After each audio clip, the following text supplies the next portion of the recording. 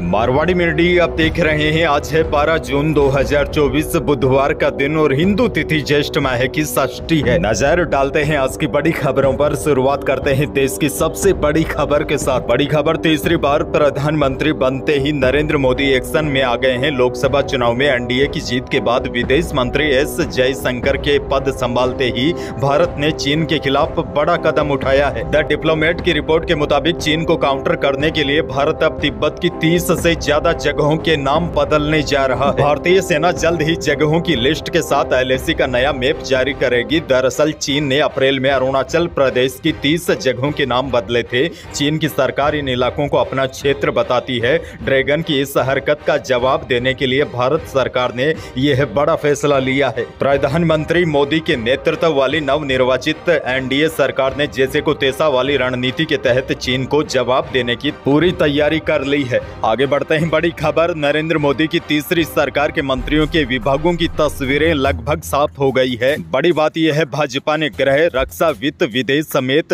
10 सबसे टॉप मंत्रालय अपने पास ही रखे हैं। वहीं टीडीपी को एविएशन, जेडीयू को डेयरी और जेडीएस को भारी उद्योग मंत्रालय देकर संतुलन बनाया है। यानी कि जो सबसे पावरफुल मंत्रालय होते हैं उन सभी को बीजेपी अपने पास ही रखा है। बहरहाल आगे बढ़ जाते हैं। राजस्थान से बड़ी खबर, युवाओं को बेरोजगारी भत्ता नहीं मिलने पर पूर्व मुख्यमंत्री अशोक गहलोत ने भजनलाल सरकार से मांग की है कि युवाओं को भत्ता नहीं मिलने से वह परेशान है, लिहाजा सरकार इस मामले में जल्द फैसला ले। गहलोत ने ट्वीट कर कहा है कि राजस्थान में हमारी सरकार के दौरान युवाओं को 4500 रुपए महीने तक बेरोजगारी भत्ता देना शुरू किया गया था, जो उनके लिए बड़ा संबल होता है। गहलोत ने कहा, मुझे बहुत सारे युवाओं ने बताया कि बीते कई महीनों से उनको बेरोजगारी भत्ता नहीं मिल रहा है, जिससे अपनी पढ़ाई जारी रखने में परेशानी आ रही है। गहलोत बोले, पीएम मोदी ने चुनाव में गारंटी दी थी कि भाजपा सरकार आने पर हमारी किसी भी योजना को बंद नहीं किया जाएगा बल्कि और मजबूत किया जाएगा। अब राजस्थान के युवाओं ने इस गारंटी पर भरोसा कर भाजपा को वोट तो दे दिया था, लेकिन अब उन्हें नौकरी या बेरोजगारी भत्ता नहीं केवल अफसोस मिल रहा है। आगे बढ़ते हैं। राजस्थान से एक और बहुत बड़ी खबर, गहलोत सरकार में जारी हुए 9 लाख पट्टों का रिव्यू होगा। यूडीएच मंत्री जाबर सिंह खर्रान ने कहा है कि पिछली सरकार में प्रशासन शहरों के संग अभियान में बड़ी संख्या में मकानों के पट्टे जारी किए गए थे। इसमें बड़ी गड़बड़ी की शिकायतें सामने आ रही थी। ऐसे में सरकार के स्तर पर अब जल्द ही पूर्व में जारी किए गए गलत पट्टों का रिव्यू होगा।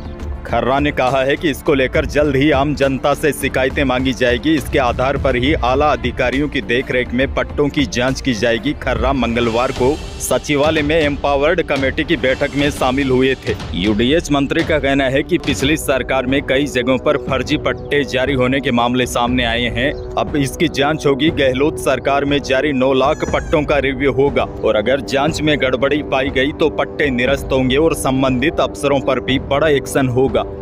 खैर आगे बढ़ जाते हैं। बड़ी खबर, राजस्थान की बांसवाड़ा डूंगरपुर लोकसभा सीट से बीजेपी प्रत्याशी महेंद्रजीत सिंह मालवीय को करीब 2.5 लाख वोटों से हराकर सांसद बनने वाले भारत आदिवासी पार्टी बीएपी के सुप्रीमो राजकुमार रोत ने मंगलवार को जयपुर में सीएम भजनलाल शर्मा से मुलाकात की है। अब इस मुलाकात ने राजस्थान के सियासी गलियारों में नई चर्चाएं छेड़ दी है, जो गठबंधन से जुड़ी है। दरअसल आपको बता दूं, इन्होंने हाल ही में एक बयान दिया था, कहा था कि मैं एनडीए में कभी नहीं जाऊंगा, लेकिन अब राजकुमार रोत बीजेपी के बड़े नेताओं के संपर्क में बताए जा रहे हैं। ऐसे में बीएपी सांसद एनडीए से गठबंधन कर सकते हैं। आगे बढ़ जाते हैं। एक और बड़ी खबर, राजस्थान में लाखों अभ्यर्थियों, राजस्थान लोक सेवा आयोग को नई भर्तियों का इंतजार है।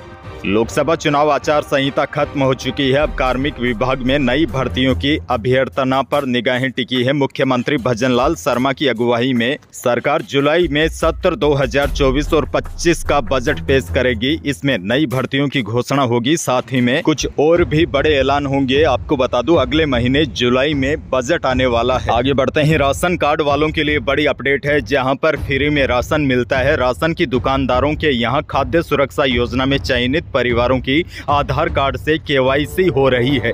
यह केवाईसी सरकार द्वारा की जा रही है। चयनित परिवार खाद्य सुरक्षा योजना में गेहूं प्राप्त करने के लिए केवाईसी करवाने के लिए दुकानों पर पहुंचता है, लेकिन उसे सर्वर ठप की समस्या का सबसे बड़ा सामना करना पड़ता है। दुकानदार द्वारा बताया जा रहा है कि बार बार सर्वर के ठप होने से आम लोगों के साथ साथ दुकानदार भी परेशान है। दुकानदारों के बाहर सीनियर सिटीजन, वृद्ध महिलाएं, पुरुष मशीन पर सही से अंगूठा का निशान नहीं आने से भी परेशान है और सरकार सरकार का आदेश है केवाईसी करवानी ही होगी। अगर कोई भी व्यक्ति केवाईसी नहीं करवाता है तो उसको राशन नहीं मिलेगा। और बड़ी बात यह है ई केवाईसी परिवार के सभी सदस्यों को करवानी होगी जिनको राशन मिलता है। अगर कोई व्यक्ति बाहर रहता है तो वह वहां पर भी ई केवाईसी करवा सकता है। और छोटे बच्चे हैं तो उनका भी आप आधार कार्ड वगैरह अपडेट करवा लीजिए, उनकी आंखों से ई केवाईसी होगी। अगर परिवार में किसी एक सदस्य की भी ई केवाईसी नहीं होती तो उसका राशन फिर नहीं मिलेगा। बहरहाल आगे बढ़ जाते हैं। एक और बड़ी खबर, भजनलाल सरकार के दो और बड़े फैसले। प्रदेश के करीब 12.5 लाख सरकारी कर्मचारी और